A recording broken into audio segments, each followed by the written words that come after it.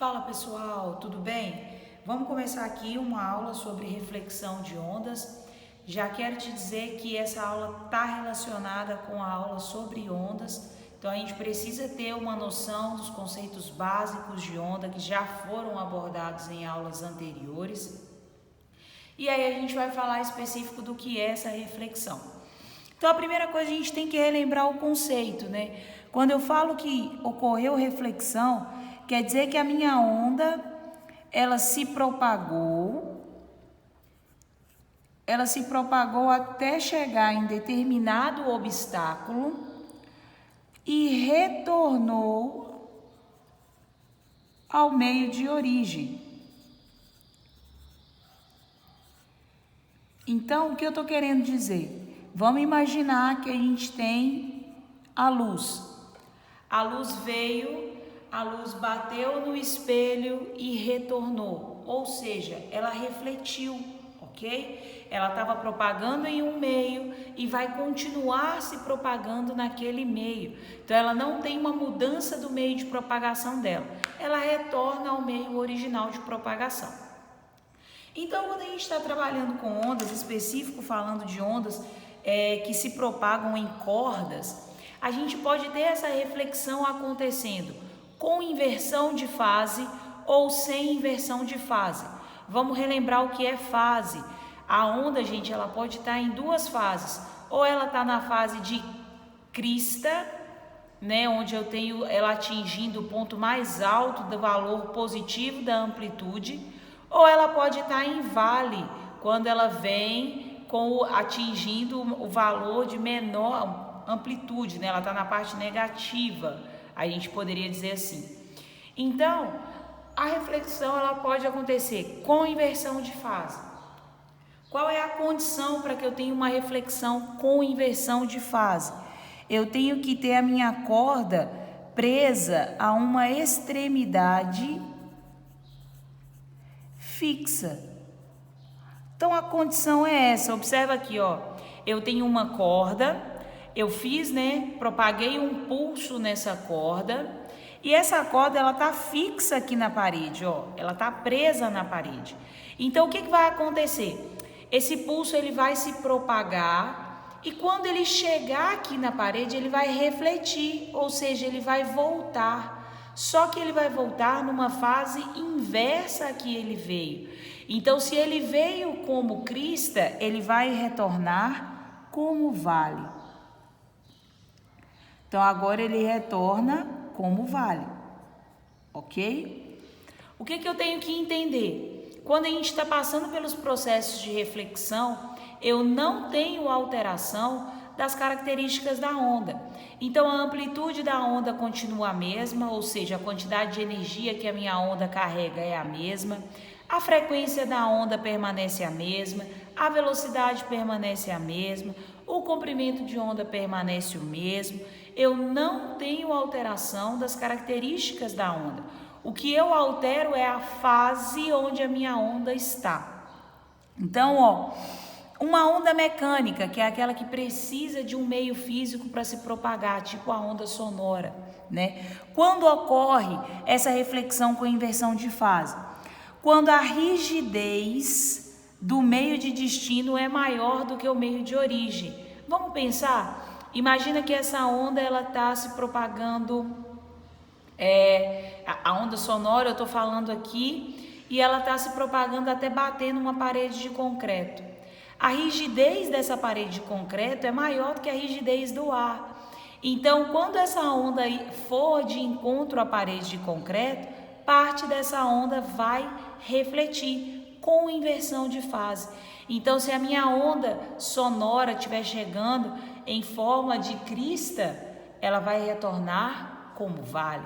Se ela estiver chegando em forma de vale, ela retorna como crista. Para as ondas eletromagnéticas, tipo a luz, o meio de destino ele vai ser mais refringente. Agora a gente já está trabalhando com o conceito de índice de refração, que é o que? É a permissividade do meio. Então, quando eu falo que um meio é mais refringente do que o outro, eu estou dizendo que aquele meio ele oferece mais dificuldade para a luz ou para qualquer onda se propagar do que o meio de origem. Então, quando eu tenho uma onda eletromagnética, estou pegando de exemplo a luz, se propagando para um meio onde ele vai ser mais refringente, ou seja, ele vai oferecer mais dificuldade para essa onda se propagar, vai ocorrer uma reflexão com inversão de fase. Por que eu coloquei isso aqui, gente? Para a gente entender que não é só em cordas, não é só quando eu amarro uma corda no poste e balanço essa corda que eu posso ter um pulso se propagando. A ideia da inversão de fase, ela vale para ondas em cordas, ok? Mas também vale para ondas mecânicas e ondas eletromagnéticas. O mesmo raciocínio a gente vai ter para quando ocorre a reflexão sem inversão de fase. No caso da corda, qual é a condição? Agora eu tenho que ter uma extremidade livre. Então, observa que a minha extremidade agora, olha, ela não está presa igual aqui em cima. Tem um anel aqui e esse anel foi colocado dentro dessa haste. De forma que essa corda ela pode subir ou ela pode descer. Então, ela tem uma mobilidade aqui nessa haste. O que vai acontecer? Essa corda vai refletir, só que ela não vai mudar de fase. Então, se ela está aqui como crista, ela vai refletir como crista. Se ela tivesse como vale, ela iria refletir como vale, ok? A inversão, a reflexão sem inversão de fase ocorre tanto para cordas, no normal, mas ocorre também para ondas mecânicas. Quando isso vai acontecer? Quando a rigidez do meio de destino for menor do que a do meio de origem. Agora a gente tem o inverso. Então, se eu tiver uma onda mecânica se propagando em um meio, e ela for, bater, for colidir, for de encontro a um outro meio que tenha um índice de rigidez menor, vai ocorrer a reflexão sem a inversão de fase. A mesma coisa para as ondas eletromagnéticas. Como que vai ocorrer essa reflexão sem inversão? Quando o meio de destino for menos, é o contrário, for menos refringente. Ou seja, quando a minha onda for para um meio, quando ela for de encontro a um meio que ofereça menos dificuldade para ela se propagar, vai ocorrer então a reflexão sem a inversão de fase, ok? Então a gente entendeu como isso aqui acontece. Agora a gente vai falar um pouquinho mais de onde a gente tem essa reflexão e onde que a gente consegue aplicar isso, claro, na nossa vida, tá? Não que isso aqui não seja aplicável, mas é. Então, a reflexão, ela vai ocorrer com base em duas leis. São as mesmas leis da reflexão que a gente fala quando está estudando espelhos, tá? Então, a primeira lei, raio incidente, que no meu desenho é esse aqui. Anormal, que é essa reta pontilhada. Raio refletido, que no meu desenho é esse outro traço. Eles são coplanares, ou seja, eles se encontram em um mesmo plano, tá bom? Segundo a lei da reflexão, o ângulo de incidência deve ser igual ao ângulo refletido. Aqui no meu desenho está marcado, ó. Aqui está o meu ângulo de incidência, que é igual ao meu ângulo refletido, ok? Desenhei aqui as várias frentes de onda, ó. Então, aqui eu tenho uma onda, aqui eu tenho a outra, aqui ó, o comprimento de onda, Então, a distância entre duas cristas, essa aqui seria a minha crista 1, essa aqui é a crista 2, crista 3, e aí elas estão sendo refletidas, Então, ó, tá refletindo, aqui é a reflexão da crista 3, aqui é a reflexão da crista 2, aqui é a reflexão da crista 1. A distância entre as cristas vale um comprimento de onda, assim como se eu estivesse medindo a distância entre dois vales, eu também teria um comprimento de onda. Então, essas são as leis da reflexão. Baseado nessas leis, a gente tem as propriedades, A equação geral da onda é o vaca-lambifolha. Velocidade da onda é igual ao comprimento da onda vezes a frequência. Então, a gente precisa entender que, primeiro, vamos relembrar umas coisas. Unidade de medida da velocidade, metros por segundo. Por quê? O nosso lambda vai estar em metros e a nossa frequência vai estar em hertz. Outra observação: velocidade, frequência e comprimento de onda não se alteram na reflexão, ok? Eu não tenho alteração das qualidades da minha onda. E eu coloquei essa equação do Deus vê tudo aqui. Pessoal, presta atenção. Vocês já ouviram falar sobre sonar? Quando eu tenho lá um navio, ele está lá, né, o navio no mar, lá, navegando. E esse navio, ele precisa saber se no subsolo, lá no mar, existe alguma coisa de interesse. Ele emite um pulso, uma onda. Então, vamos imaginar que aqui está o nosso navio, ó. Lindo meu navio. Está lá no mar. Aí ele quer saber a que distância está esse tesouro que está aqui no fundo do mar, ó. Aqui está o meu tesouro. Ele vai emitir um pulso, ele emite uma onda. Quando essa onda for de encontro ao meu tesouro, o que vai acontecer, gente? Ela vai refletir. Então ela veio e ela volta.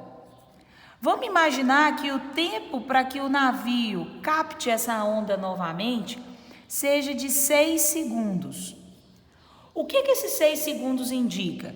Indica que a minha onda gastou 3 segundos para chegar no tesouro, então seria o meu tempo de ida, e 3 segundos é o meu tempo de volta.